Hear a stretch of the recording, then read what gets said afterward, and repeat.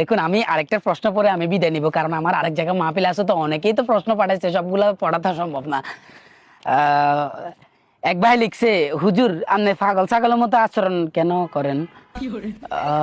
আপনার মতো কিছু বন্ড হুজুরের কারণে বাকি হুজুরদের নাম খারাপ হয়। মাহফিল শেষ করে বাইরে আসিয়েন, পোলাপাইন দাঁড়ায় রয়েছে। কেন কেন আমাকে রীতিমতো হুমকি দেওয়া হচ্ছে? কেন? আমি অন্য জায়গায় মাহফিল করতেছি না, সারা বাংলাদেশ মাহফিল করতেছি, আপনারা শুধু রীতিমতো হুমকি দিচ্ছেন। এই প্রোগ্রামে আসার পর থেকেই আপনারা শুধু আমাকে উল্টাপাল্টা প্রশ্ন করেন, এখন আমাকে হুমকি দিচ্ছে কেন? এটা মাহফিল কমিটির লোক কোথায়? আমার মনে হয় এখানে এই এলাকার চেয়ারম্যান সাহেব যিনি আছে, উনি এই কাজগুলো করতেছে, বাইরে পোলাপাইন দাঁড় করে রাখতেছে।